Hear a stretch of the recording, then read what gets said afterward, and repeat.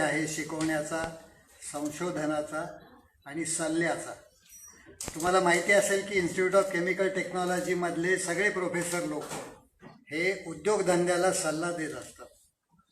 उद्योगधंद्याला नेहमी काहीतरी प्रश्न येतात.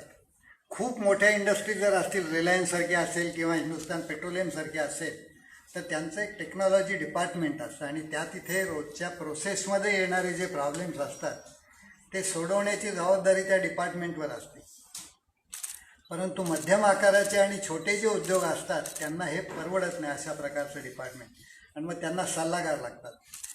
इन्स्टिट्यूट ऑफ केमिकल टेक्नॉलॉजीचे जे सगळे विद्यार्थी आहेत हे काही लोकांचे स्वतःचे उद्योग तरी आहेत किंवा काही लोक हे मोठ्या मोठ्या कंपन्यांमध्ये कामं करतात वरपासून. तर त्यांच्याकडे आलेले प्रॉब्लेम्स ते इन्स्टिट्यूट ऑफ केमिकल टेक्नॉलॉजीच्या प्राध्यापकांना रिफर करतात. प्राध्यापक लोक तिथे जाऊन भेटी देऊन ते प्रश्न सोडवतात. त्याचा दुहेरी फायदा होतो. त्याच्यातून मिळणारी जी फी आहे ती इन्स्टिट्यूट ऑफ केमिकल टेक्नॉलॉजी आणि प्राध्यापक लोकांना विभागून मिळते. पण त्याहीपेक्षा महत्त्वाचा भाग असा की त्यामुळे प्राध्यापक लोकांना जो व्यावहारिक अनुभव मिळतो तो अनुभव त्यांच्या शिकवण्यामधून विद्यार्थ्यांपर्यंत जातो आणि ते शिक्षण अधिक फलदायी होतं. तर अशा दृष्टीने प्राध्यापक जगताप हे नुसत्याच इंडस्ट्रीचे नव्हे पण सरकारचे सुद्धा अनेक प्रश्न, मिनिस्ट्रीचे काही असतील, असे सोडवण्यामध्ये तत्पर आहेत आणि गेली कित्येक वर्ष ते ह्या गोष्टी करतायत. त्यांनी नॅशनल आणि इंटरनॅशनल नियतकालिकांमधून 104 पेपर्स लिहिलेले आहेत. त्यांच्या हाताखाली 12 विद्यार्थ्यांनी PhD आणि 68 विद्यार्थ्यांनी MSc केलेलं आहे. प्लास्टिक ही एक मोठी गमतीची गोष्ट आहे. आपल्या समाजातली, जगातली जशी लोकसंख्या वाढत गेली तसं पूर्वी जे नैसर्गिक प्रॉडक्ट्स होते, उदाहरणार्थ कापूस असेल, लोखंड असेल, आणखीन काही असेल, ह्या सगळ्या गोष्टी, लाकूड असेल, या सगळ्या गोष्टी आपल्याला ज्या जीवनोपयोगी आहेत त्या पुऱ्या पडत होत्या.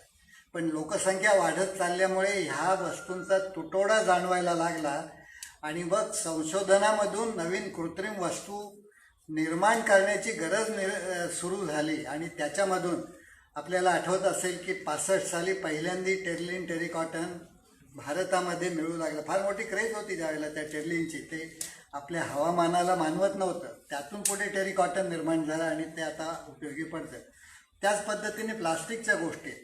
आणि घरामध्ये तुम्ही स्वयंपाकघरात जर एक 5 मिनटं उभं राहिलात तर तुम्हाला कित्येक वस्तू प्लास्टिकच्या आहेत असं जाणवतं. आणि त्या गोष्टी आता बाहेर काढायच्या आहेत का, काढणं जमेल का, त्याच्यासाठी सबस्टिट्यूट काय आहे, या सगळ्या गोष्टींना आता आपण सामोरे जाणार आहोत उद्यापासून. त्याच्याबद्दलची माहितीच आपल्याला आज प्राध्यापक जगताप देणार आहेत. त्यांचं स्वागत करण्याची मी विनंती काळे सरांना करतो.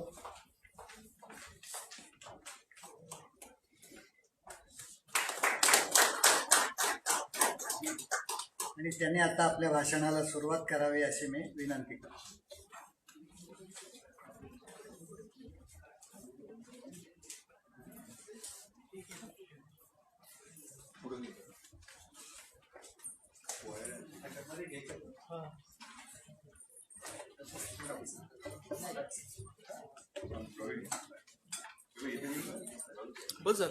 बस झालं सर.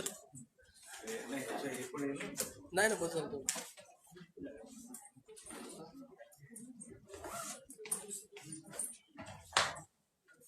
चालेल.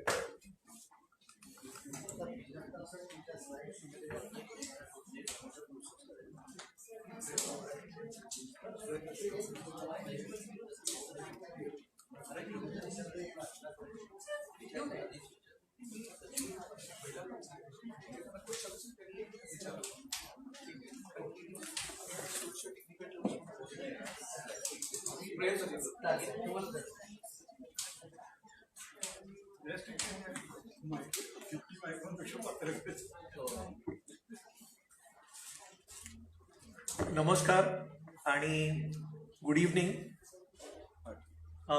Deshpande sir, thank you very much. तुम्ही माझी एवढी चांगली ओळख करून दिली, माझ्या इन्स्टिट्यूटची ओळख करून दिली.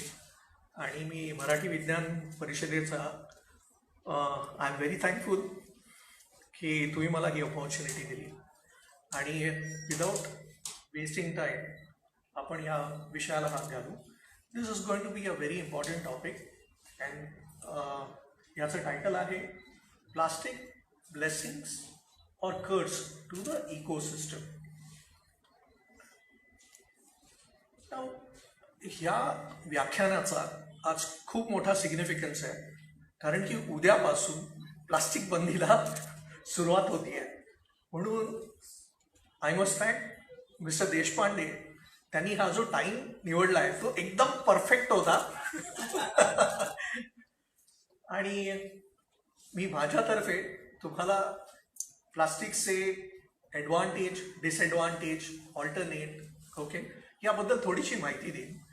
आणि माझं मीडियम ऑफ टीचिंग हे इंग्लिश असल्या कारणामुळे मी जास्तीत जास्त इंग्लिशमध्ये जर गेलो तर तुम्ही हात वर करून मला परत रुळावर आणण्याचा प्रयत्न करा. मी तुम्हाला फुल लिबर्टी देतो. ओके, आणि will start with this. So उद्यापासून प्लास्टिक बंदी होणार आहे आणि बंदी केलेले जे आयटम्स आहेत हे मी लिस्ट आउट केलेले आहेत तुमच्या इन्फॉर्मेशनसाठी. ऑफकोर्स तुम्ही हे बघितलेलं असेल आणि देशपांडे सरांनी सांगितल्याप्रमाणे जर उद्या तुम्ही पकडला गेलात तर पहिल्या वेळा तुम्हाला 5,000 रुपये द्यावे लागतील आणि ते म्हणाले 5,000 तयार ठेवा. पण मी म्हणेन आपली इकॉनॉमी डिजिटल इकॉनॉमी आहे तर तुम्ही क्रेडिट कार्ड घेऊन गेलं पाहिजे.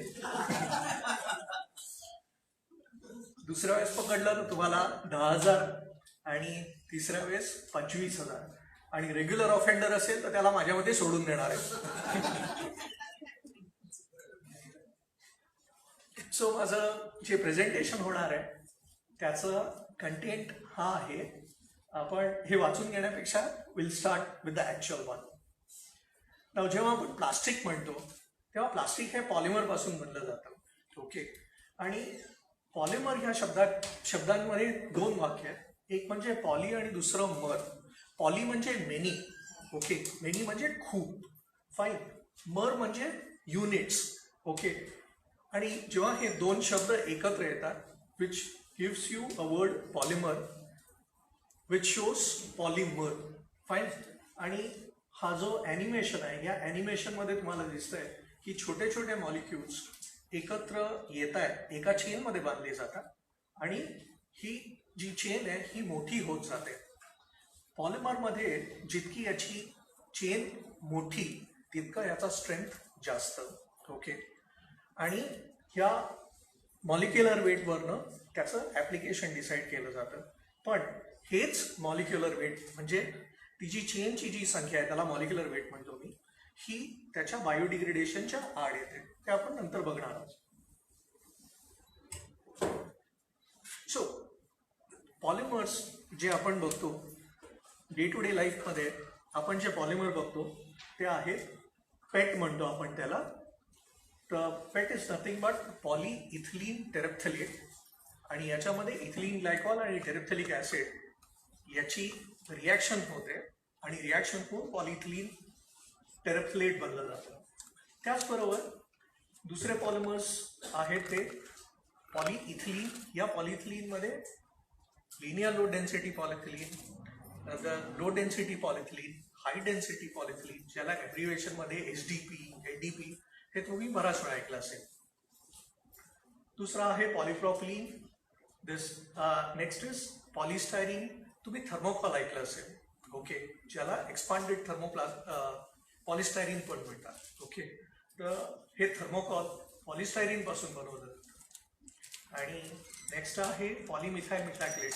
ट्रान्सपरंट ग्लास जर तुम्ही बघितली तर ती PMMA ची बनली जाते, त्याला पॉलिमिथाइल मिथॅक्लेट म्हणतात. पण आपल्या रोजच्या व्यवहारात जे मटेरियल्स येतात ते जास्त करून हे 3 येतात आणि या 2 क्लासला पॉलिओलिफिन म्हणतात, ज्याच्यामध्ये रिपीट युनिटमध्ये कार्बन आणि हायड्रोजन असतं फक्त. आणि या पेटच्या ज्या बॉटल्स आहेत ज्या आपण बघतो त्या पाण्याच्या बॉटल्स असतात.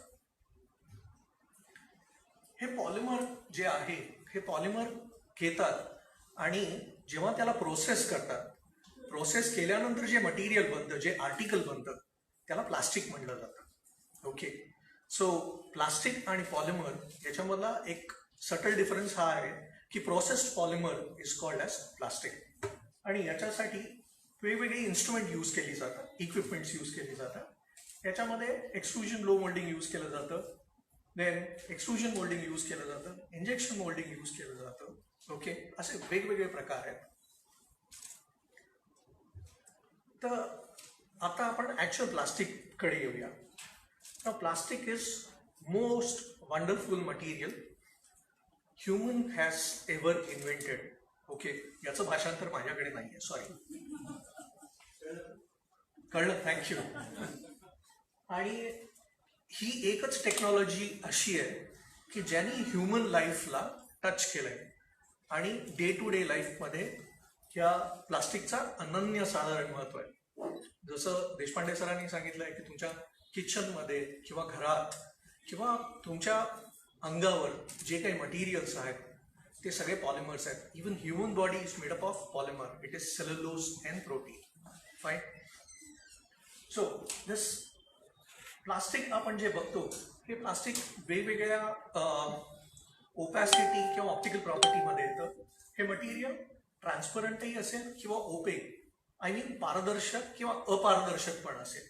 ओके, नंतर हे जे मटेरियल आहे ह्या मटेरियलची घनता कमी आहे, त्यामुळे याचा जो व्हॉल्यूम आहे, आकारमान हे त्याच्या वजनापेक्षा जास्त असतं. ओके, त्यामुळे कमी वजनात जास्तीत जास्त मटेरियल तुम्ही बनवू शकाल. वेरॅज तुम्ही जेव्हा बाकीचे मटेरियल जेव्हा बघता ज्याच्यामध्ये ग्लास येईल किंवा मेटल येईल, त्याची घनता खूप जास्त आहे, त्यामुळे त्याचं आकारमान कमी राहील जेव्हा तुम्ही एकच वजनाचं वेगवेगळं मटेरियल घ्या तेव्हा. या प्लास्टिकचं जे स्ट्रेंथ टू वेट रेशो आहे हे खूप जास्त आहे. म्हणजे कमी वजनात पण याचं जे ताकद आहे ही ताकद खूप जास्त आहे. त्यामुळे तुम्ही जी कॅरी बॅग यूज करता, से फॉर एक्झाम्पल, त्याचं वजन असेल 3 ते 4 ग्रॅम, पण ते 3 ते 4 ग्रॅममध्ये तुम्ही अर्धा किलो मटेरियल सहज घेऊन जाऊ शकता. राईट. ते तुम्ही बाकीचं मटेरियल जर घेतलं तर ते घेऊन जाऊ नाही शकत. हे मटेरियल जे आहे हे नॉन करोजिव्ह आहे, म्हणजे हे गंजत नाही, आणि हे मटेरियल केमिकली इनर्ट आहे. तुम्ही प्लास्टिकच्या पिशवीमध्ये काहीही ठेवू शकता. म्हणजे कुठलेही फूड आयटम्स जर घेतले तुम्ही तर सहज त्याच्यामध्ये टाकू शकता. ते थंड असेल किंवा गरम असेल ते त्याच्यामध्ये सहज राहतं. ओके, नंतर हे जे प्लास्टिक मटेरियल आहे हे मोल्ड करून कुठलाही शेप, कुठलाही आकार आणि साईज हा बनवू शकता. हे ॲडव्हान्टेज आहे पॉलिमरचं. ओके, हे पॉलिमर जे बनवलं जातं हे पेट्रोलियम फीडस्टॉकमधनं बनवलं जातं. आता हे पेट्रोलियम फीडस्टॉक म्हणजे उत्खननात जे पेट्रोलियम येतं, ह्या पेट्रोलियम शुद्धीकरण केलं जातं आणि शुद्धीकरण केलेलं हे मटेरियल युटिलाइज केलं जातं. याच्यामध्ये प्लास्टिकचं कॉन्ट्रीब्युशन फक्त 4%. ओके, वेअर एज एनर्जी आणि ट्रान्सपोर्टेशनमध्ये याचा जास्तीत जास्त उपयोग आहे. ओके, ना प्लास्टिक जे आपण बघतोय इन जनरल प्लास्टिकचे उपयोग कुठे कुठे होऊ शकतात ते मी तुम्हाला सांगतोय. It is use for space application, म्हणजे रेडिएशन रेझिस्टंट सूट, हाय टेम्परेचर ॲप्लिकेशन सूट. ओके, किंवा तुम्हाला केमिकल वॉरफेअरमध्ये तुम्हाला जर त्याच्यामधनं प्रोटेक्शन पाहिजे असेल तर पॉलिमर्स युटिलाइज करू शकता तुम्ही. नंतर मेडिकल ॲप्लिकेशन्समध्ये हे सर्व सूट आहेत, तुम्ही बघितलेले आहेत. इंजेक्शन्स किंवा IV-च्या ज्या ट्यूब्स असतात किंवा रक्ताच्या ज्या पिशव्या असतात, ओके, त्या सगळ्या प्लास्टिकच्या बनलेल्या असतात. आणि इम्प्लांट्स म्हणजे शरीराच्या आतमध्ये काही अवयव जे काही फिट केले जातात ते पण पॉलिमरचे असू शकतात. The next application is automotive. ऑटोमोटिव्हमध्ये असं बघितलं गेलं की प्लास्टिकनी रेव्होल्युशनाइज केलं.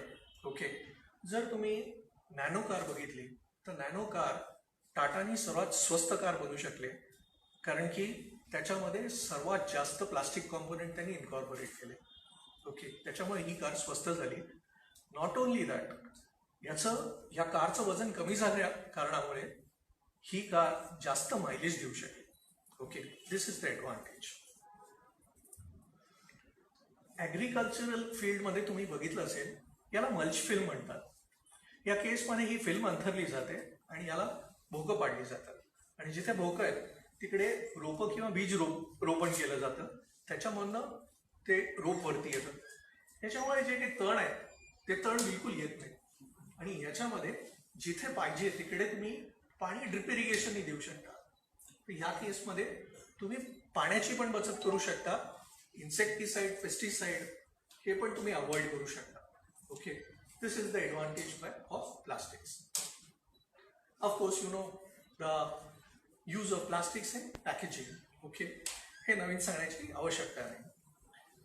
नाउ ग्लोबली जेव्हा आपण पॉलिमर बघतो ते पॉलिमर वेगवेगळे प्रकारचे आहेत. त्याच्यामध्ये थर्मोप्लास्टिक आहेत, थर्मोसेट आहेत.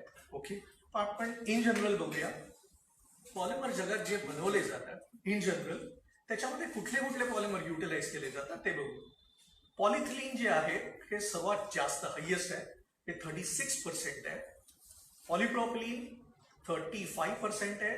Next is polyvinyl chloride, PVC, then polystyrene, then PET. आपण जे फोकस करतोय आजच्या लेक्चरच्या दृष्टीने आपण हे दोन मटेरियल आणि पेट याच्यावरच आपण फोकस करणार आहोत आज. हे जे मटेरियल आहे या मटेरियलचा काय वेगवेगळे ऍप्लिकेशन्स असू शकतात. तर हे मटेरियल 42% हे जे पॉलिमर आहे हे पॅकेजिंग ऍप्लिकेशनसाठी यूज केलं जातं. कॉस्मेटिक कन्झ्युमर प्रोडक्ट म्हणजे तुमचे शॅम्पूचे बॉटल्स, तेलाचे डबे, असे जे काही आयटम्स आहेत that you can prepare it for consumer products. Building आणि कन्स्ट्रक्शनसाठी 14% जातं. Industrial goods 13%, the other 7%. Polymer हे जे आहेत हे खूप कॉमनली पॅकेजिंगसाठी यूज केलं जातं. ओके, आता प्रश्न असा येईल की पॉलिमरच का यूज केलं जातं. तर पॅकेजिंगसाठी जे मटेरियल आपण यूज केलं जातं त्याच्यामध्ये त्याची ही बॅरियर जी प्रॉपर्टी आहे याच्यामध्ये मॉइश्चर वेपर ट्रान्समिशन रेट म्हणजे बाष्प किती आत जातं बाहेर येतं, नंतर ऑक्सिजन ट्रान्समिशन रेट आणि कार्बन डायऑक्साईड. ओके, याच्यासाठी जितकं हे मटेरियल बॅरियर असेल जितकं याचं एक्सचेंज कमी राहील तितकं ते मटेरियल चांगलं. ओके, त्या दृष्टीने जर तुम्ही बघितलं तर पेट हे मटेरियल खूप कॉमनली युटिलाइज केलं जातं. आणि पेट हे ट्रान्सपरंट असल्या कारणामुळे ट्रान्सपरंट ऍप्लिकेशनसाठी पेट यूज केलं जातं. वेरेस PVCच्या पण नॉर्मली प्रॉपर्टी त्याच आहे. ओके, जेव्हा आपण प्लास्टिक इंडस्ट्री बघतोय तेव्हा कदाचित असं होईल उद्यापासून की प्लास्टिक बंदीमुळे काही उद्योगधंदे बंद होऊ शकतात. ओके, तर आपण हे बघूया की ती इंडस्ट्री या बिझनेसमध्ये इन्व्हॉल्ड आहे. याच्यामध्ये 15 लार्ज इंडस्ट्रीज इन्व्हॉल्ड आहेत जे पॉलिमर बनवतात. ओके, अक्रॉस द ग्लोब म्हणजे जगभर. भारतात साधारण 200 प्लेयर्स आहेत जे इक्विपमेंट बनवतात. मी तुम्हाला सांगितलं extrusion moulding, extrusion blow moulding ही मशीन दाखवली मी तुम्हाला. तसे जे इक्विपमेंट बनवणार आहेत ते 200 लोक आहेत. नंतर हे पॉलिमर बनवल्यानंतर याचे जे डिफरंट आर्टिकल्स बनवणारी जी लोक आहेत ती साधारण 30,000 युनिट आहेत. ओके, आणि पॉलिमर युटिलाइज केल्यानंतर जेव्हा आपण फेकून देतो तेव्हा ते कलेक्ट करून ते परत रिप्रोसेस करणारे साधारण 400 कारखाने. ओके, 4,000 आणि 3,500 ऑर्गनाइज्ड, अनऑर्गनाइज्ड. या केसमध्ये तुम्ही बघाल की साधारण 30,000 युनिट ह्याच्यात आहे. Right, what is important in this is आपलं पर कॅपिटा कन्झम्पशन 11 किलो आहे. Okay, per person. आणि we are developing countries per year. So in the developing country हे जे कन्झम्पशन आहे हे कन्झम्पशन वाढणार आहे. तुम्ही जर अमेरिका किंवा युरोपचं जर कन्झम्पशन बघितलं it is almost touching to 100 kg per year per person. Okay, it is really very high. Okay, so जर आपल्याला ग्रो व्हायचं असेल तर plastic is necessary. You can't cut plastic, fine, पण ते आपण नंतर बघूया.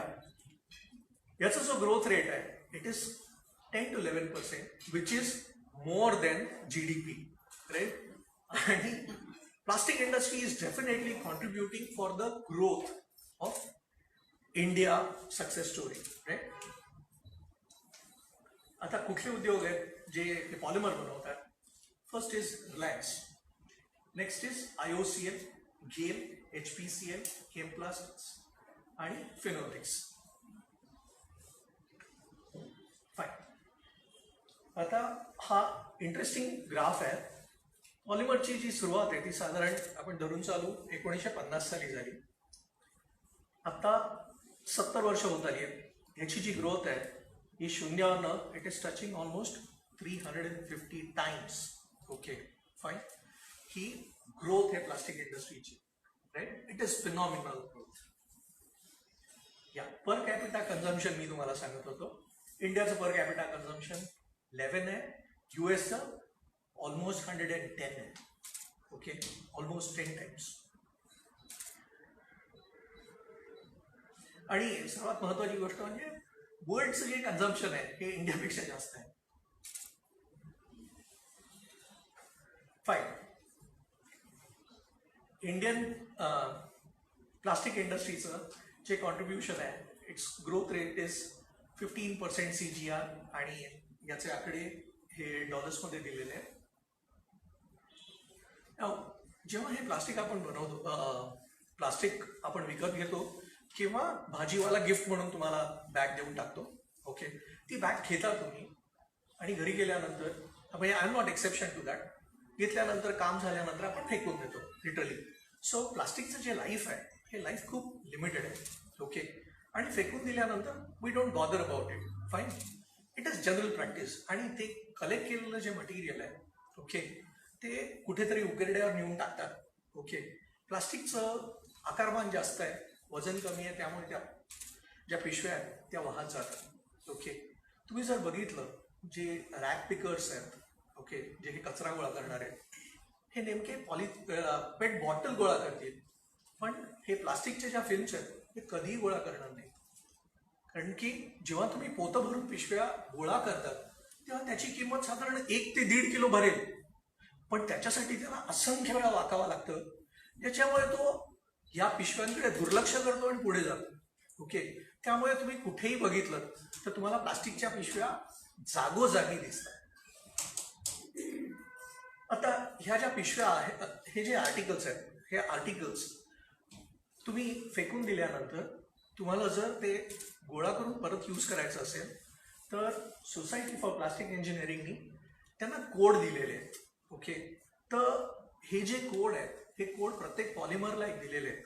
जर तुम्हाला एखादी बॉटल दिसली, ओके, तर ती बॉटल कुठलीही असू शकेल, पण ते जर तुम्हाला ओळखायचं असेल तर हा नंबर बघा. 1 नंबर असेल तर पेट बॉटल आहे.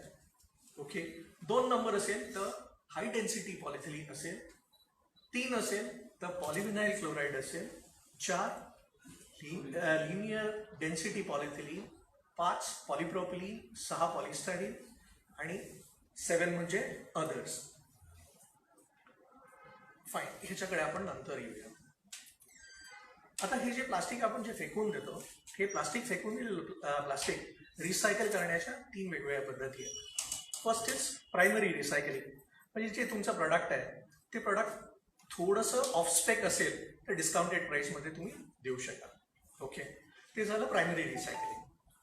नेक्स्ट इज सेकंडरी रिसायकलिंग, ज्याच्यामध्ये तुम्ही फिजिकल मॉडिफिकेशन काही करू शकता, म्हणजे काही ट्रिम बिम करून ते विकू शकता, त्याला सेकंडरी रिसायकलिंग म्हणतात. आणि third one is tertiary recycling, ज्याच्यामध्ये केमिकल प्रोसेस यूज केली जाऊ शकते. याच्यामध्ये तो गोळा केलेला कचरा परत त्या एक्सट्रुडरमध्ये टाकणार आणि त्याचे दाणे किंवा पेलेट्स बनवले जाणार. ओके, प्लास्टिकचा अजून एक उपयोग बघितला जातो की प्लास्टिक पासून तुम्ही ऑइल बनवू शकता. ओके, आता हे पायरोलिसिस प्रोसेस आहे, म्हणजे in absence of oxygen you heat, म्हणजे तुम्ही पॉलिमरला हीट करा एलिव्हेटेड टेम्परेचरला. याचं जे लॉंग चेन जे स्ट्रक्चर आहे ते तुम्ही ब्रेक करता आणि ब्रेक केल्यानंतर त्याची जी सुरुवात आहे हायड्रोकार्बनची लो मॉलिक्युलर वेट, ते तुम्ही गोळा करू शकता. आणि हे गोळा केलेलं जे लिक्विड आहे याला तुम्ही फर्नेस ऑइल म्हणून युटिलाइज करू शकता. त्याच्यानंतर जो गाळ जमा होतो it is rich in carbon. जे तुम्ही जाळण्यासाठी यूज करू शकता. आणि हे पायरोलिसिसमध्ये जे काही गॅस आहे हा गॅस पण तुम्ही बर्न करण्यासाठी यूज करू शकता. पण ह्या केसमध्ये एक इश्यू असा आहे की प्लास्टिकची जी प्राइस ओके आणि हे प्लास्टिक कन्वर्टेड टू ऑइल याची जी प्राइस आहे ही मॅच होत नाही. Okay, the oil is very expensive compared to the plastic. Okay, म्हणून सोपा मार्ग असा आहे की गोळा केलेलं प्लास्टिक सिमेंटचे जे क्लीन्स असतात भट्ट्या त्याच्यामध्ये टाकून द्यायचं. याच्यामध्ये खूप हाय कॅलोरिफिक व्हॅल्यू आहे. ओके, जे तुम्ही युटिलाइज करू शकता सिमेंट बनवण्यासाठी. पण याच्यामधनं जे काही गॅस जनरेट होतात this gas are toxic. Okay, so it is not advise. Fine. आता तुम्ही जेव्हा एखादी गोष्ट बनवायचा प्रयत्न करता त्या बनवताना तुम्ही वेगवेगळ्या मटेरियलचा विचार करू शकता. नाव प्रत्येक गोष्टीसाठी मटेरियल ऑफ कन्स्ट्रक्शन असतं. तर ह्या केसमध्ये तुम्ही यूज करू शकता either it could B metal, it could B wood, it could be textile, ceramic, glass and paper also. Okay, म्हणजे जर तुम्ही ग्लास बनवायचा विचार केला तर ग्लाससाठी हे सगळे मटेरियल तुम्ही कन्सिडर करू शकता आणि याच्यामधनं सिलेक्ट करू शकता की कुठलं मटेरियल तुम्हाला चूज करायचं आहे. राईट. आता आपण हे कम्पॅरिझन बघितलेलं आहे की या केसमध्ये हे वेगवेगळे मटेरियल्स आहेत, त्याचे ॲडव्हान्टेजेस आणि डिसएडव्हान्टेज दिलेले आहेत इन टर्म्स ऑफ कॉम्पॅटिबिलिटी. हे फूड ॲप्लिकेशनसाठी एक्झाम्पल आहे. ओके, नंतर याचा एन्व्हायरमेंटल इश्यूज आहे. प्लास्टिक बंदी जी काही केलेली आहे त्याचं तुम्ही रिझन सांगू शकता की का प्लास्टिक बंदी झालेली आहे? एनीवन?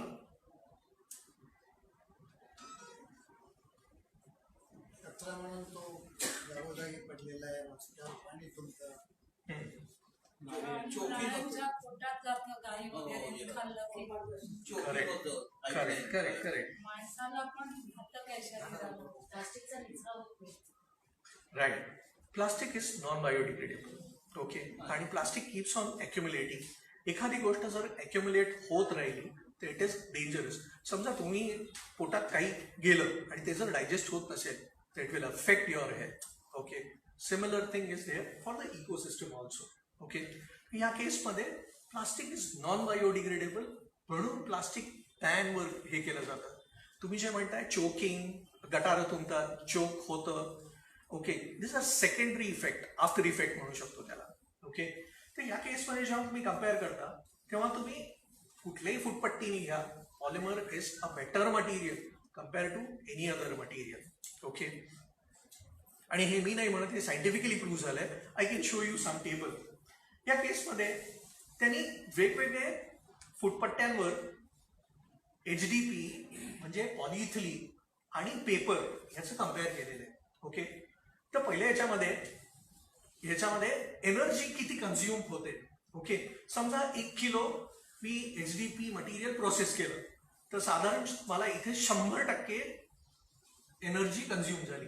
ओके, तर ह्या केसमध्ये मला तीच एनर्जी 110% लागते. ओके, वॉटर म्हणजे पाणी जे मी यूज करतोय, ओके, हे पाणी इथे 4 पट वाढलेलं आहे. राईट. या केसमध्ये जेव्हा प्रोसेस होताना जे काही गॅसेस जनरेट होतात जे तुम्हाला ओझोन लेअर डिप्लीट करण्यासाठी रिस्पॉन्सिबल आहेत, ज्याला ग्रीन हाऊस गॅसेस म्हणतात, हे याच्यामध्ये 3.3% जास्त आहे. त्याच्यानंतर ज्या फ्युम्स आहेत ज्याच्यामुळे ऍसिड रेन होऊ शकतात हे 1.9% मोर आहे. एअर क्वालिटी जी कॉम्प्रोमाइज होते ही 1.3 टाइम्स कॉम्प्रोमाइज होते. त्याच्यानंतर polluting water bodies this is 14% more. Okay, त्याच्यानंतर solid waste production it is 2.7 times more. Of course या केसमध्ये लिटरिंग जे आहे हे इथे खूप कमी होत आहे कारण की पेपर इज बायोडिग्रेडेबल. हा एकच ॲडव्हान्टेज आहे. ओके, पण जेव्हा आपण एन्व्हायरमेंटचा विचार करतोय तेव्हा प्रोसेस करताना त्याच्यामध्ये जी काही एनर्जी लागते, ओके, ती एनर्जी पण विचारात घेतली पाहिजे. ओके, या दुसरा एक ॲडव्हान्टेज असा आहे की जेव्हा तुम्ही पॉलिमर बघता, कुठलाही पॉलिमर घ्या, या पॉलिमरची जी डेन्सिटी आहे ही साधारण 1.5च्या आसपास आहे. ओके, म्हणजे घनता. वेरॅज तुम्ही कुठलाही मेटल जर घेतलं तर त्याची हायेस्ट डेन्सिटी ही 8च्या आसपास आहे. Okay, so it is really very very high. म्हणजे मी तुम्हाला पहिल्यांदा जे उदाहरण दिलं आकारमानाचं, ओके, 1 किलोसाठी जे काही लागतं, ऑफकोर्स मेटल जास्त लागणार आहे. आणि मेटल प्रोसेस करण्यासाठी जे काही टेम्परेचर लागतं ते साधारण 15,000 डिग्री सेल्सिअस लागतं. व्हेरॅज पॉलिमर प्रोसेस करण्यासाठी साधारण 200 डिग्री लागतात. Okay, so the amount of energy which is utilise in manufacturing polymer is relatively less. दुसरा एक भाग असा आहे की जसं ह्या पार्टची कॉम्प्लेक्सिटी वाढत जाते तसं याचं जे कॉस्ट आहे पॉलिमरचं, हे कॉस्ट साधारण तेवढंच राहतं. पण व्हेरॅज हे मेटलचं जे काही कॉस्ट आहे ते एक्सपोनेन्शियली वाढतं, कारण की मेटल हे फोर्जिंग करून बनवलं जातं. नाव प्लास्टिक वेस्ट म्हणजे आपण जो कचरा जनरेट केलेला आहे, तो जनरेट केलेला जो कचरा आहे त्याच्यामध्ये काय काय असतं. आजच्या घडीला BMC generates per day 7,000 ton of कचरा. Okay, 7,000 tons. यामधलं जरी आपण 700 म्हणजे 10% जरी आपण पकडलं, 10%, ओके, तरी it is a substantial figure. Okay, substantial figure. आता या केसमध्ये हे जे काही सॉलिड वेस्ट जे काही जनरेट केलं जातं त्याच्यामध्ये आपण बघूया पॉलिमरचं प्रमाण किती आहे. या केसमध्ये पॉलिप्रोपिलीन 24% आहे, नंतर पॉलिथिलीन अगेन 24%, HDP 17%, पेट 13%. ॲक्च्युली या ग्लोबल फिगर आहे. आपल्याकडे जे काय पेटच्या बॉटल्स आहेत त्या पेटच्या bottles about more than 95% of the time they are recycled. आणि तुम्ही बघितलं असेल की ह्या ज्या बॉटल्स आहेत ह्या बॉटल वितळून त्याच्यापासून धागे बनवले जातात. आणि ते धागे हे फॅशन डिझायनर हे ग्रीन क्लोथ म्हणून एक्स्ट्रा पैसे देऊन विकतात. ओके, सो बॉटल ह्याच कारणासाठी जास्त रिसायकल होतात. त्यामुळे तुम्हाला बॉटलचा वेस्ट कधीही दिसणार नाही, कुठेही दिसणार नाही. It will be very rare. हे जे काही प्लास्टिक जे काही जमा केलं जातं, हे जमा केलेलं प्लास्टिक शेवटी कुठल्या तरी उकिरड्यावर टाकणारच आहे.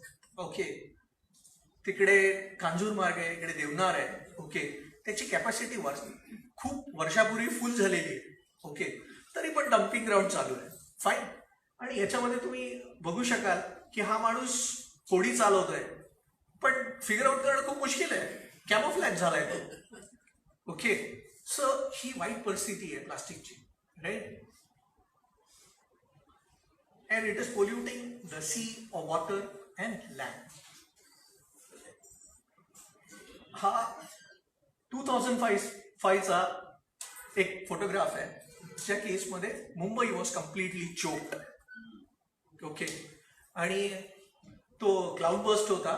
That was also one of the reason. But Mumbai was choked and the only responsible thing was plastic, not BMC. Yeah, so this is one of the thing. नंतर हे तुम्ही बघितलं असेल की प्लास्टिक, इथून ऑडियन्समधनं एक रिप्लाय आला होता की जनावर खातात. फाईन. इथे हा पक्षी पिशवीत अडकलाय, ह्या कासवाच्या पोटात प्लास्टिक सापडलेलं आहे, हा कासव प्लास्टिक खातोय, हा सील या जाळ्यात अडकलेला आहे. Fine. So it is very painful death. Fine. So it is not advisable. जमा केलेला कचरा हा कमी करण्यासाठी हा जाळला जातो. जाळल्यानंतर याच्यामधनं जे टॉक्सिक फ्युम्स बाहेर येत आहेत, okay, which are very harmful. तुम्ही मध्ये वाचलं असेल की दिल्लीची एअर क्वालिटी जी आहे ती खूप खाली गेलेली आहे. फाईन. कारण की त्या केसमध्ये तिथे जो काही गॅस जनरेट होतोय तो पण अशाच कारणामुळे खूप जास्त असेल. तिकडे व्हेहिक्युलर पॉल्युशन पण जास्त आहे, राईट. नंतर हे जमा झालेलं ड्रेनमध्ये प्लास्टिक चोक होतं. फाईन. नंतर हे जे काही प्लास्टिक मटेरियलमध्ये जे काही फूड आयटम्स असतात हे नंतर खराब होतात, आणि खराब झालेलं आयटम हे लीच आउट होऊन हे जे काही वॉटर करंट्स आहेत ह्या वॉटर करंट्समध्ये येतात आणि पूर्ण कंटॅमिनेट करून जातात. आणि हे कंटॅमिनेटेड मटेरियल आपण त्याच्या बोरवेलमधनं जे काही पाणी खेचतो त्याच्यामधनं परत फूड चेनमध्ये येत आहे आणि इट इज अफेक्टिंग एव्हरीवन. आता तुम्ही वाचलं असेल की प्लास्टिक हे जगभर सगळीकडे दिसत आहे. म्हणजे तुम्ही अंटार्क्टिकावर गेलात तरी तुम्हाला प्लास्टिक दिसतं, राईट. समुद्रात पण प्लास्टिक आहे. या केसमध्ये तुम्ही जर बघितलं तर ओशन सरफेसवर किती प्लास्टिक आहे याचा स्टडी केलाय हा अंटार्क्टिक रिजनमध्ये केलेला आहे. I hope I am right. या केसमध्ये जर तुम्ही बघितलं तर फ्लोटिंग प्लास्टिक्स जे आहेत हे सर्वात जास्त दिसतात. ओके. आणि या केसमध्ये पॉलिओलिफिनची जी डेन्सिटी आहे ही पाण्यापेक्षा कमी आहे, त्यामुळे this is the material which is floating. Right. नंतर तुम्ही अजून एक कन्सेप्ट ऐकला असेल कदाचित, मायक्रोप्लास्टिक. Have you heard? जे लोक मासे खातात त्यांना माहिती असेल कदाचित की माशांच्या पोटात प्लास्टिक सापडायला लागले. ओके. त्याच्यामध्ये एक प्रवाह असाच आहे, म्हणजे जे मी व्हॉट्सअपवर बघितलं ते मी तुम्हाला सांगतो. आपण जे पॉलिएस्टरचे कपडे जे आपण वॉशिंग मशीनमध्ये धुतो, त्या धुताना त्याच्यामधनं छोटे छोटेसे जे फायबर्स आहेत हे फायबर पाण्याबरोबर कॉन्स्टंटली बाहेर पडत असतात. ओके. हे जे काही सांडपाणी आहे हे नाल्यातनं कुठेतरी नदीतनं खाडीत समुद्रात असं जात असतं. ठीक आहे. हे मायक्रोप्लास्टिक माशांना खाद्य वाटतं म्हणून ते खातात आणि त्यांच्या पोटात जातं. हे मायक्रोप्लास्टिक खूप कॉमनली बघितलं जातं. आणि हे जे प्लास्टिक आहे म्हणजे हे पेट जे आहे याची डेन्सिटी जास्त असल्या कारणामुळे हे फ्लोट नाही होत, हे सिंक होतं. म्हणजे जेवढं प्लास्टिक वरती आहे तेवढं खाली पण आहे समुद्राच्या पोटात. ओके. पण मी होप करतो की बीएमसी असं नाही सांगणार की पॉलिएस्टरचे कपडे वापरू नका.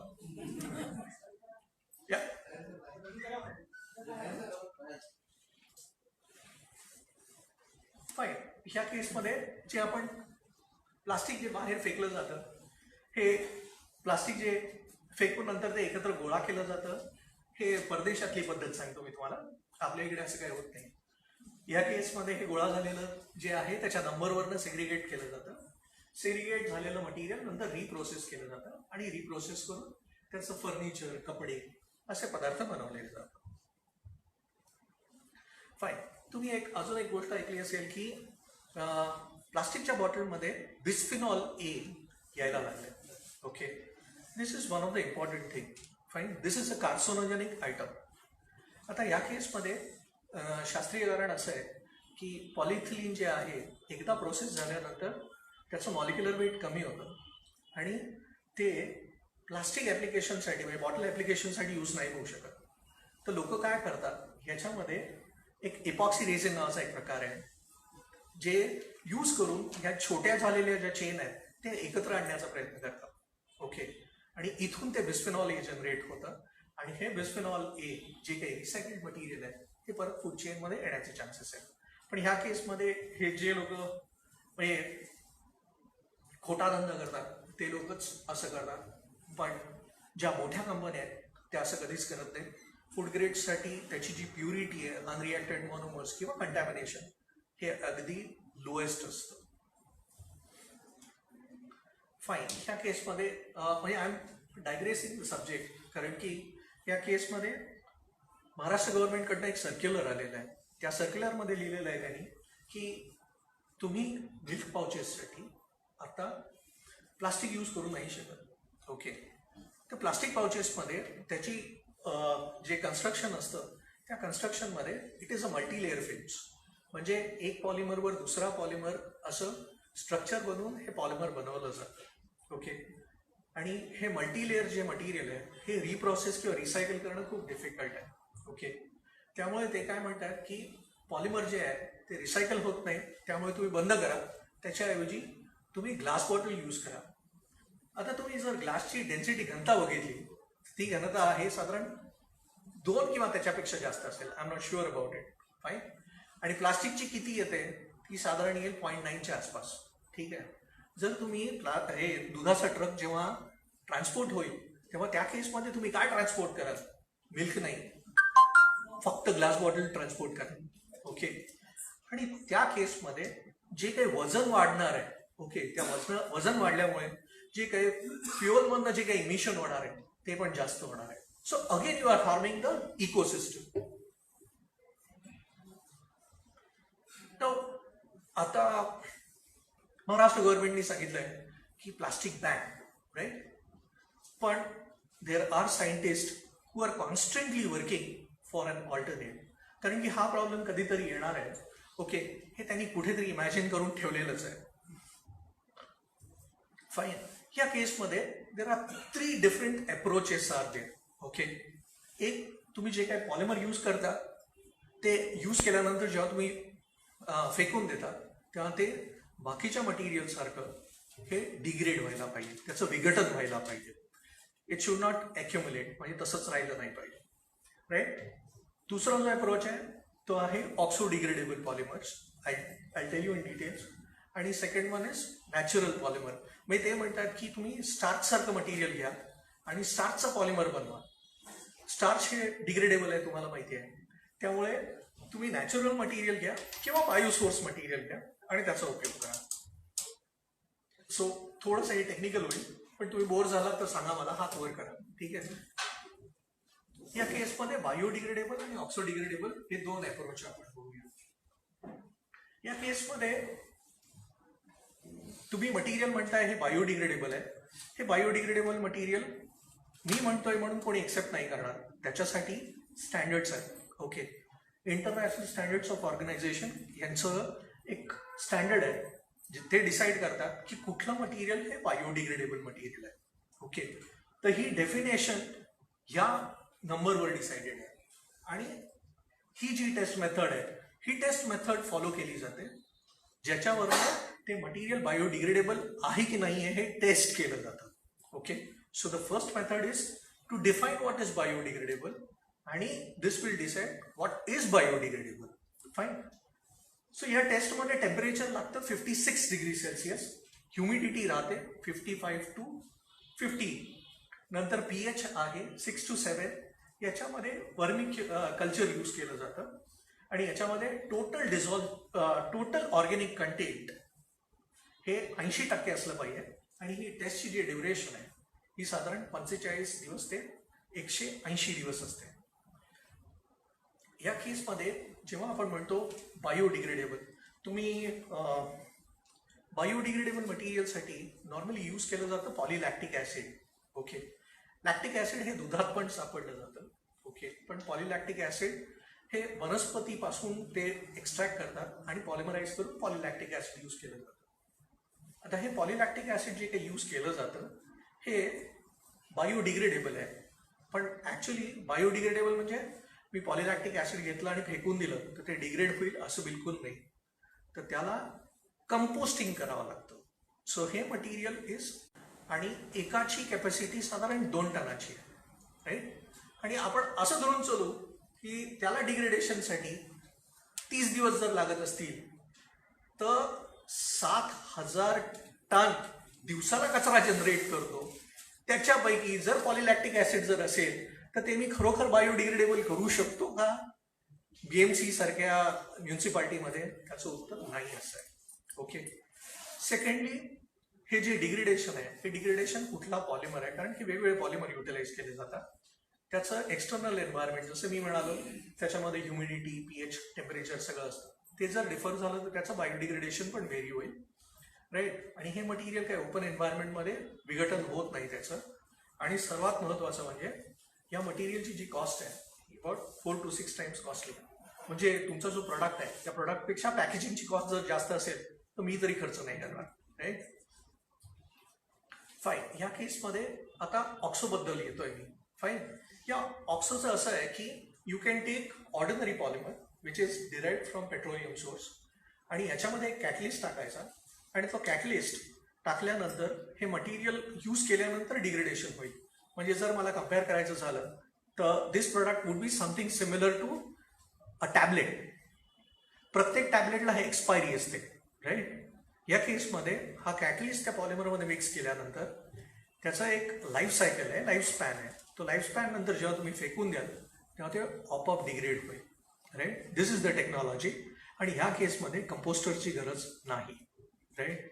So this is the new technology which is come up. पण ह्या केसमध्ये वेगवेगळे, this is the technology which is prevailing.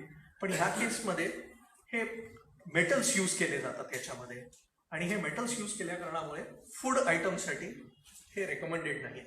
तर त्याच्यासाठी आम्ही एक रिसर्च केला आणि रिसर्च करून आम्ही एन्व्हायरमेंटल फ्रेंडली कॅटलिस्ट डेव्हलप केला.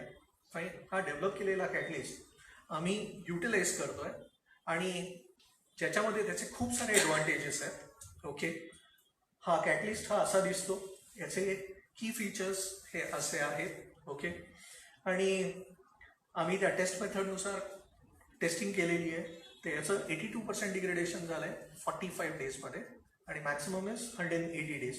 So we expect that if it is successful, we can, make you to use ordinary plastic without anything, without restrictions of any micron thickness, and you can continue to use the same polymer, right? Fine. हा एक video आहे ज्याच्यामध्ये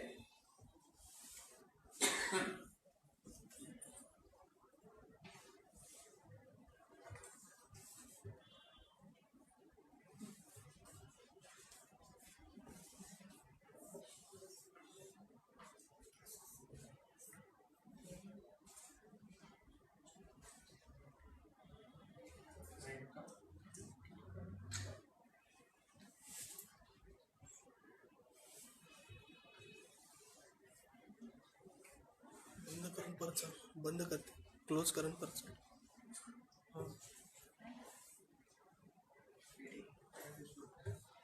या केसमध्ये की डाव्या हातात हा ऑक्सो पॉलिमर आहे. जेव्हा हा मुलगा लाईटली जेव्हा याच्यावर प्रेशर देतो तेव्हा या मटेरियलचे तुकडे तुकडे होतात आणि हे पॉलिओलिफिन मटेरियल हे मेणासारखं असतं ज्याच्यामध्ये हायड्रोकार्बन असतं.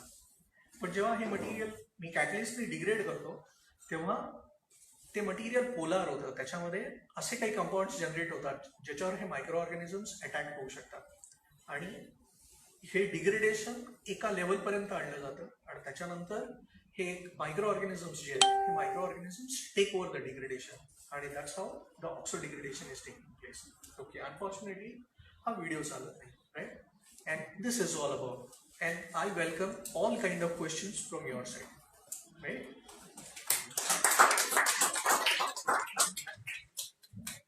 शुअर.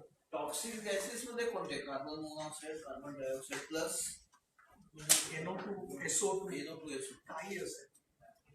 कारण की पॉलिमरमध्ये वेगवेगळे ॲडिटिव्स यूज केले जातात. त्याला हीट स्टेबिलायझर्स असतील किंवा लाईट स्टेबिलायझर्स असतील किंवा प्रोसेसिंग एड्स असतात. ते याच्यामध्ये जे काही कंपाऊंड्स असतील ते पण याच्यामध्ये येतात. आणि जर तुमच्याकडे जर PVC घेतलं तर हायड्रोजन क्लोराईड पण जनरेट होतं आणि फ्युरॉन डायऑक्साईड्स हे टॉक्सिक गॅस पण बाहेर येतात. शेतीतील मातीला कसा त्रास होतो? या केसमध्ये कसं आहे की तुमची जी जमिनीची जी क्वालिटी आहे, जी फर्टिलिटी आहे, समजा तुमच्या जमिनीत प्लास्टिक येऊन जर पडत असेल ओके, तर त्या मुळांना ग्रो करायला किंवा स्प्रेड व्हायला सफिशियंट जागाच मिळणार. ओके, किंवा ती स्ट्रॉंगली जमिनीत होल्ड पण नाही करू शकणार. ओके, वाऱ्याच्याही ती वाहून जाते किंवा पडते, फाईन. आणि त्या केसमध्ये असं बघितलं गेलं की ह्या ज्या मल्च फिल्म ज्या आहेत त्या मल्च फिल्म त्या तुम्ही 1 किंवा 2 सीझन यूज करू शकता, म्हणजे 2 क्रॉप घेऊ शकता या केसमध्ये. जपानमध्ये ह्या ज्या फिल्म्स बनवल्या जातात या फिल्म्स गोळा केल्या जातात आणि नंतर ह्या बायोडिग्रेड होतात. पण आपल्याकडे शेतकरी काय करतो, हे गोळा केलेल्या फिल्म सगळं पेटवून देतो आणि दुसऱ्या विकत आहे, right, which is not accepted. तुमच्यामध्ये या प्रश्नावरती उत्तर काय? या केसमध्ये सर टेक्नॉलॉजिकल इन्व्हेन्शन जे काय आहे या केसमध्ये BASF कंपनी जी आहे त्यांनी इकोबायो आणि इकोफ्लेक्स नावाचा बायोपॉलिमर बनवलं जातं. पॉलिलॅक्टिक ॲसिड बेस पॉलिमर आहे आणि काही पॉलिएस्टर आहे आणि दे आर बायोसोर्स आणि बायोडिग्रेडेबल. पण जसं मी तुम्हाला सांगितलं तसं they are very costly, right? आणि आता जर तुम्ही डीमार्टमध्ये गेला असाल तर डीमार्टवाले काही पिशव्या देतात, डीमार्टवाले पिशव्या देतात. ओके, त्या बायोडिग्रेडेबल आहेत. त्याच्यामध्ये त्यांनी कसावा स्टार्च यूज केलं जातं. माझ्यामध्ये रताळ्यासारखं काहीतरी ते एक फ्रूट आहे, त्याच्यामधनं हा स्टार्च एक्स्ट्रॅक्ट केला जातो. त्याच्यामध्ये प्लास्टिसायझर टाकून त्याचं रेग्युलर जे प्रोसेस कंडिशन्स आहेत अशी बनवली जाते. पण या कसावा स्टार्चची जी फिल्म आहे it is very sensitive to moisture. म्हणजे मॉइश्चरच्या कॉन्टॅक्टमुळे ती त्याची स्ट्रेंथ लूज होते. ओके, ती मॉइस्ट होते, स्लिपरी रबरी होते. फाईन. त्यामुळे त्याचा युटिलाइज हा सर्वदूर नाही आहे. आणि बायोपॉलिमरचं एक मेजर लिमिटेशन असं आहे की लोकांना खायला इथे अन्न नाही आहे आणि प्लास्टिक बनवण्यासाठी तुम्ही पीक घेताय, which is completely non accepted. Sir micro ऑर्गॅनिझमचा बायोरेग्युलेशन कसा वाटतो? हे मायक्रो ऑर्गॅनिझम्स जे आहेत ते प्लास्टिकचा उपयोग अन्न म्हणून करतात. ओके, ते खातात आणि डिग्रेड करतात. राईट. त्याचा मोठ्या प्रमाणावर वापर शक्य आहे या पद्धतीचा लँडफिल्समध्ये वगैरे कुठल्या दोन मायक्रो ऑर्गॅनिझम्स, त्यांनी मायक्रो ऑर्गॅनिझमचाच प्रश्न विचारला होता. हां, हे मायक्रो ऑर्गॅनिझम्स तुम्ही जर बघितलं तर सगळीकडे मायक्रो ऑर्गॅनिझम्स असतात. म्हणजे कुठलाही जागा असं नाहीये ज्याच्यावर मायक्रो ऑर्गॅनिझम्स नाही. पण ते मायक्रो ऑर्गॅनिझम्स जे आहेत म्हणजे प्रत्येक क्लास जो आहे तो प्रत्येक कारणासाठी यूज केला जाईल असं नाहीये. ओके, तर त्या केसमध्ये जेव्हा कंपोस्टिंगसाठी जेव्हा मी तुम्हाला सांगितलं ते वर्मिकल्चर जे यूज केलं जातं तेव्हा त्यात एक स्पेसिफिक मायक्रो ऑर्गॅनिझम्स असतात which are responsible for the degradation, म्हणून ते कंपोस्टिंग केलं जातं. लँडफिल्समध्ये आपण असं कॉन्सन्ट्रेशन करू शकत नाही सर, मायक्रो ऑर्गॅनिझम जास्त प्रमाणात जिथं लँडफिल्स आहे तिथं मायक्रो ऑर्गॅनिझमचा वापर करून ते डायजेशन करू शकतो. पण त्या केसमध्ये त्याचं टेम्परेचर आहे, pH आहे, ह्युमिडिटी आहे. ओके, डेमोग्राफिक कंडिशन्स प्रत्येक ठिकाणची वेगवेगळी आहे. ओके, त्यामुळे सगळीकडे ह्या कंडिशन स्टिम्युलेट केल्या नाही जाऊ शकत. सर सुरुवातीला तुम्ही बोलले म्हणून की प्लास्टिक आपली लाईफ जे आहे टच केली आहे म्हणून एक integral become an integral part of our life. The government is going to make a ban on it. It will be how it will be effective. The ban how will be effective is How they are going to enforce the law? It will depend on that. If you find that, if you are going and throwing, if you are using plastic bag आणि तुम्हाला जर पकडलं तर दुसऱ्या वेळेस तुम्ही you will ensure की तुमच्याकडे प्लास्टिकची बॅग नाहीये. Sir, earlier we also have taken the same initiative. Who? Like municipal corporations and these make ban on plastic use. Now the government is going to take a same initiative on the same land. See? I didn't get it. Government is going to make ban on this. हो, उद्यापासूनच. Yeah, udyapasana. One said earlier the municipal corporation also has banned which like BMC and Bhiwandi municipal corporation make ban on plastic use. But I don't see any effective implementation of this. हे पहिल्यांदा ban केलेलं नाहीये. हा बरोबर. Okay, हे माझ्या खूप वेळा बॅन केलेलं आहे. पण यावेळेस सिरियसनेस दिसतो असं लोक म्हणतात. उद्यापासून करेल. सोल्युशन काय सर याच्याबद्दल स्ट्रॉंग सोल्युशन काय म्हणजे प्रश्न आहे एक्सप्लोर परमनंट सोल्युशन काय आहे. मी तुम्हाला सांगितलं की बायोपॉलिमर्स जे काय आहे ते रेग्युलर प्लास्टिकला ऑल्टरनेट मी सांगतोय तुम्हाला. ओके, म्हणजे मी तुम्हाला लिमिटेशन्स नाही सांगितले. त्याचं सोल्युशन काय होऊ शकतं. ऑक्सोपॉलिमर एक सोल्युशन होऊ शकतं ज्याच्यामध्ये ऑर्डनरी पॉलिमरमध्ये तो कॅटलिस्ट यूज करायचा आणि युटिलाइज करायचा. तो चीप आहे बायोपॉलिमर पेक्षा. ओके, आणि तो चीप आहे म्हणून तुम्ही युटिलाइज करू शकता. मेन म्हणजे फेकून दिल्यानंतर कंपोस्टिंगची गरज नाही, तो आपोआप डिग्रेड होईल. आणखीन एक प्रश्न आहे सर, आपण चीनमध्ये पर कॅपिटल यूज जो आहे आपला 11.38 हो इथे त्यांनी बॅन केलंय का sir. How are they dealing with this. Sir या केसमध्ये सर सिव्हिक सेन्स आणि बीएमसीची रिस्पॉन्सिबिलिटी खूप जास्त असते. या केसमध्ये सॉलिड वेस्ट मॅनेजमेंट जे आपण म्हणतो ते सॉलिड वेस्ट मॅनेजमेंट खूप काळजीपूर्वक बघितलं पाहिजे. या केसमध्ये ओला कचरा आणि सुका कचरा हे वेगळं कलेक्ट केलं पाहिजे. ते कलेक्ट केलेलं जे मटेरियल आहे ते नंतर सेग्रिगेट होतं. सेग्रिगेट म्हणजे वेगवेगळं केलं जातं आणि नंतर ते डेन्सिफाय करतात. ओके, डेन्सिफाय करून ते विकलं जातं आणि याच्यासाठी बरेचसे NGOs आहेत. त्यांच्याकडे कुठेतरी मासे घेऊन जायला लागत असेल, दुधाच्या पिशव्या लागत असतील, आणि कचऱ्या करताना पिशवी लागते प्लॅस्टिकची. हो हो याचा जो वापर आहे पण त्या पिशव्यांचाही काय करतात म्हणजे आपल्याकडे जो प्रश्न येतो की पातळ प्लॅस्टिकच्या पिशव्या टाकून दिल्या आणि त्याच्यामुळे सगळे स्रोत तुमचे बंद झाले किंवा प्रदूषण झालं, बीचवरती प्रदूषण आहे, पाण्यामध्ये आहे. तसे प्रश्न इतर देशामध्ये उत्पन्न झाले आहेत का आणि असतील तर त्यांनी त्याच्यावरती उपाय कसा केला? आता अमेरिकेमध्ये 100 सांगितलं आपण, ते कसं डील करतात म्हणजे आपण? सर या केसमध्ये त्याचं जे कलेक्शन, सेग्रिगेशन, रिकव्हरी आणि युटिलायझेशन हे परफेक्ट केलं जातं.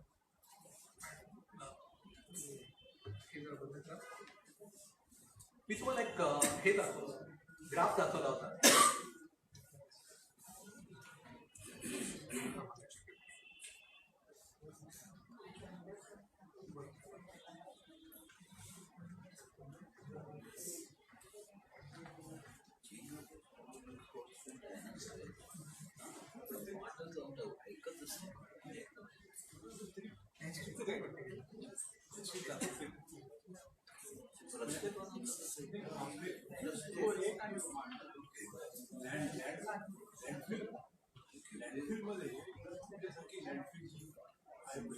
सर ही आहे ती स्लाइड.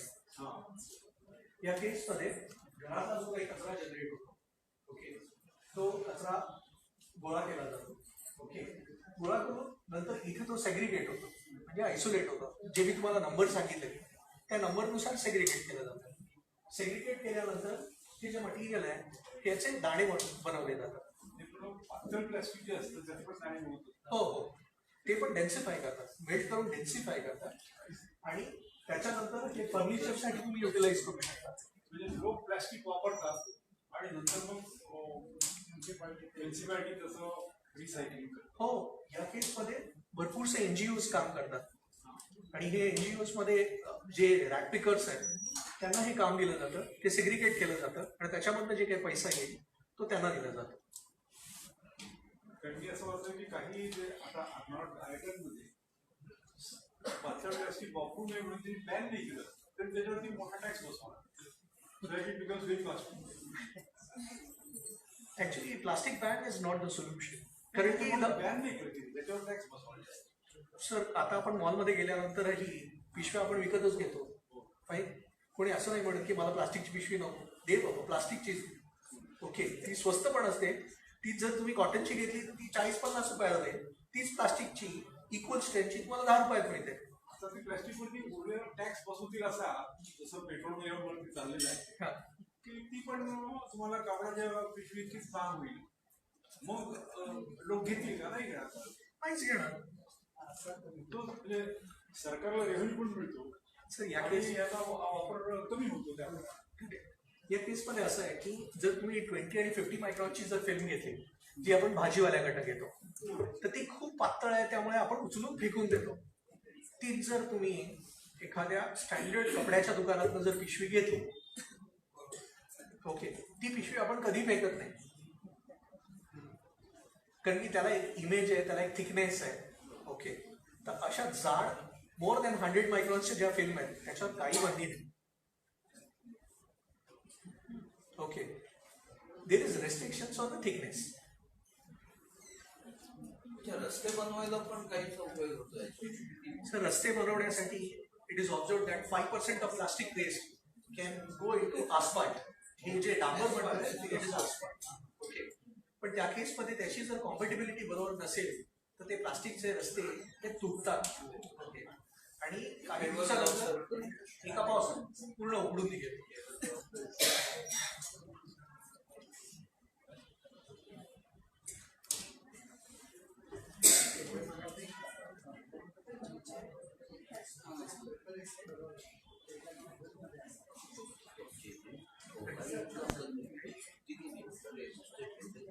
सर प्रश्न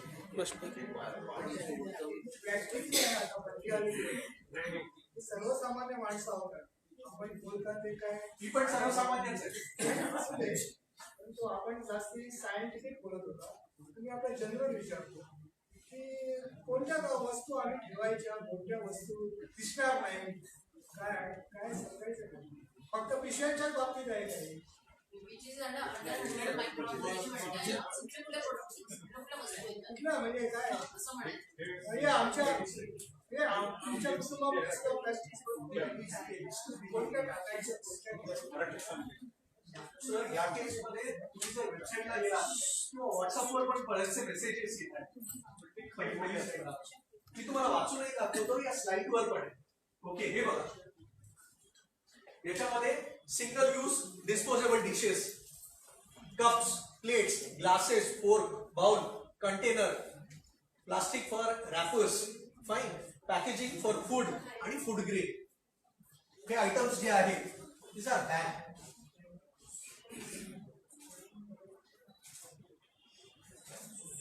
तुम्ही जर मला नंबर दिला तुमचा तर मी व्हॉट्सअपवर पाठवतो बरं असं मटेरियल मी कुठे घेऊन जायचं की हे प्लॅस्टिक आहे की नाही वगैरे कुठेतरी असेल ना हे PP आहे पॉलिप्रॉपिलीन आहे दिस इज ऑल्सो बॅन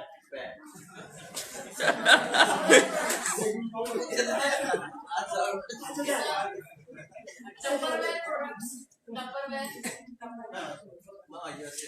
टपरवेअरला काही इश्यू नाहीये ओके टपरवेअर याचा मॅन्युफॅक्चरिंगवर बॅन आहे का युजरवर बॅन आहे मॅन्युफॅक्चररला काही नाही Manufacture बंद केलं पाहिजे का user वर manufacturing बंद केलं पाहिजे ना. युजरने घेतल्यानंतर आपण कसं आहे तंबाखूचं उत्पादन चालू ठेवायचं सिगरेटवरती नाही टाकायचं. अगदी बरोबर सर गुटखा सारखं आहे गुटखा अजूनही मिळतो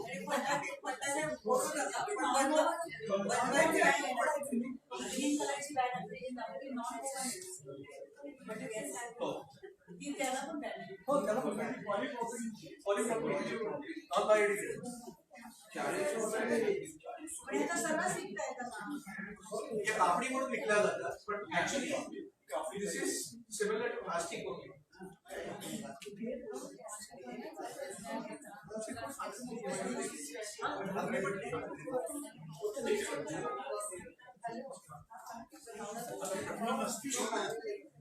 कुठला चित्राला म्हणजे प्रोत्साहन देते वेस्ट बेंगॉल या केसमध्ये तुम्ही ज्या कापडी पिशव्या म्हणताय त्या कापडी पिशव्या जर पॉलिएस्टरच्या असतील त्या पण पॉलिथिलीन टरक्टिलेटच आहे कळलं का त्या पण पॉलिमरच्याच आहे त्या पण नॉन बायोडिग्रेडेबल आहे म्हणून मी तुम्हाला म्हणालो ते मायक्रोप्लास्टिक सेंटर की त्याच्यामध्ये आपण जे कापड यूज करतोय ते पण नॉन बायोडिग्रेडेबल आहे जर ते सिंथेटिक आहे तर पण चालणार नाही बाबा. Polyester वरती पण ban आहे म्हणजे. कपडे लोक वापरणार नाही तो मॅडम हो. जे शक्य नाहीये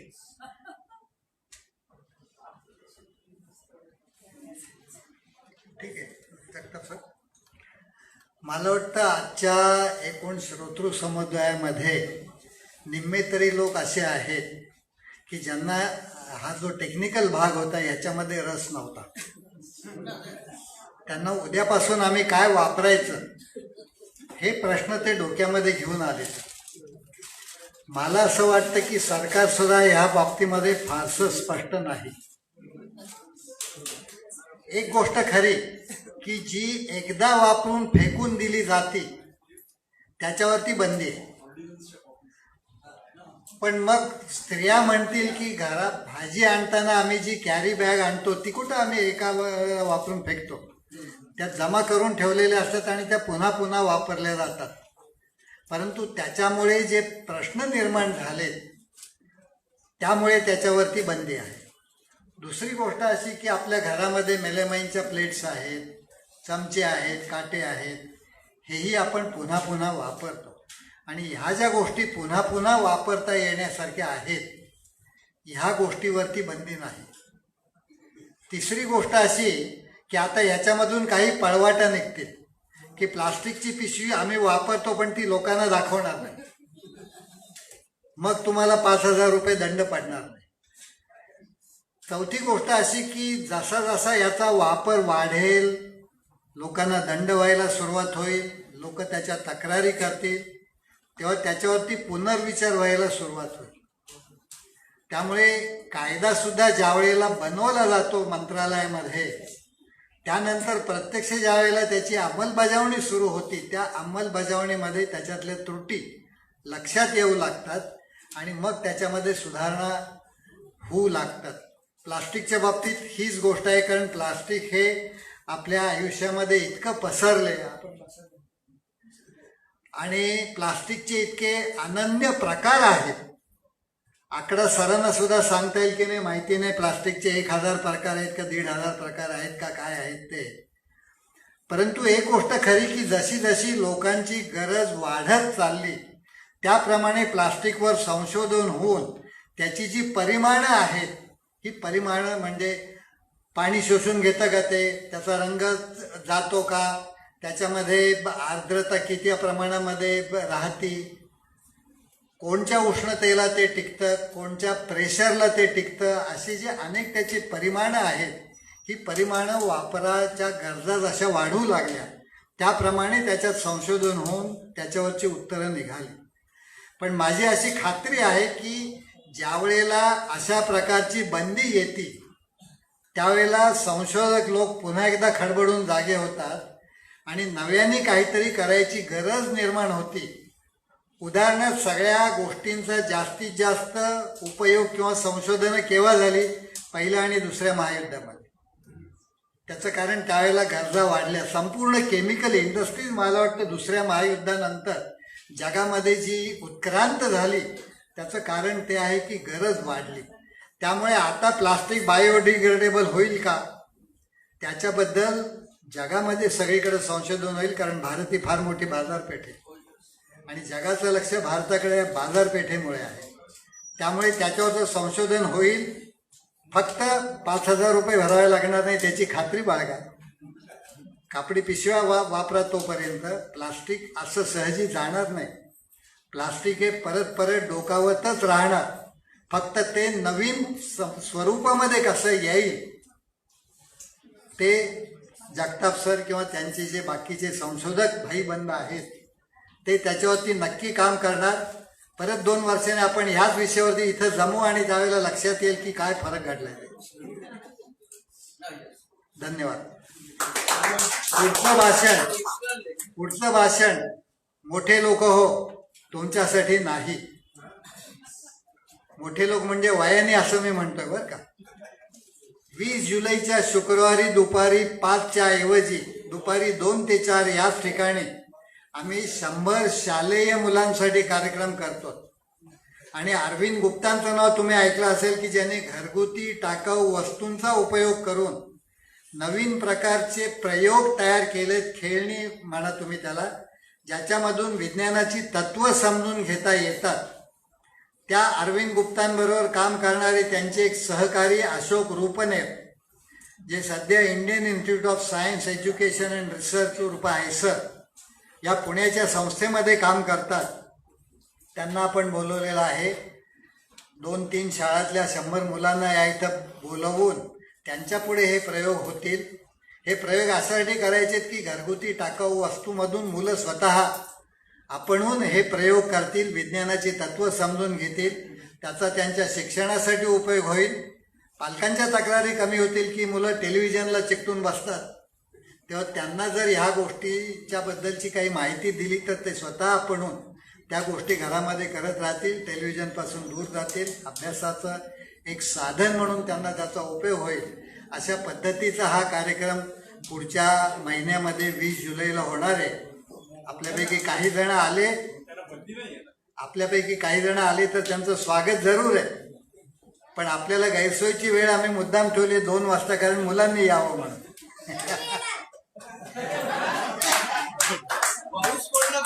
अरे तुझ्यासाठीच ठेवलाय तो कार्यक्रम. तू तुझ्या आणखीन 10 सवंगड्यांना घेऊन ये. पाऊस भरपूर पडला तर काय होईल? पाऊस पडला तरी आम्ही तो कार्यक्रम करणार, कारण मुंबईकर पावसाला घाबरत नाही, आम्हाला माहिती आहे. तुम्हाला आठवत असेल तर 1960-70 सालाच्या सुमाराला मे महिन्याच्या अखेरीला नातेवाईक लोक एकमेकांना म्हणायचे आता एकदम ऑक्टोबरमध्ये आपण भेटू.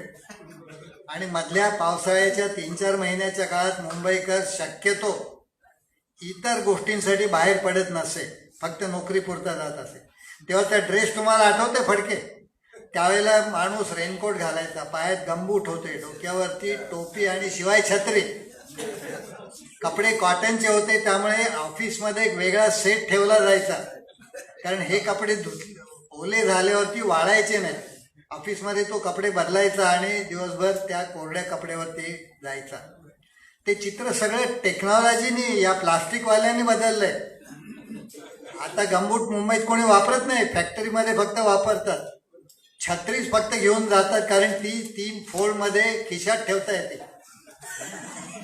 लायटर साईडवर एकाने हा पण प्रश्न विचारला, रेनकोट पकडला तर रेनकोट घालून जर गेलं तर पकडलं जाईल. आणि कपडे टेरी कॉटनचे असल्यामुळे चटकन ते वाळतात. त्यामुळे हा सगळा टेक्नॉलॉजीचा फरक आहे. पूर्वी अनवाणी लोक चालायचे, कारण त्यांना चपला परवडायच्या नाही. प्लास्टिकच्या चपला आल्यावर सगळ्यांच्या पायामध्ये चपला आल्या. रेव्होल्युशन कशा पद्धतीने होतं आणि प्लास्टिकने काय काय गमती केल्या आहेत. मी स्वतः प्लास्टिक इंडस्ट्रीत काम केलेलं. 30 वर्ष मी नोसेलमध्ये होतो, त्यामुळे मला हे सगळे प्रोसेस माहिती त्याचे परिणाम, दुष्परिणाम, सुपरिणाम सगळे माहिती आहेत मला. धन्यवाद.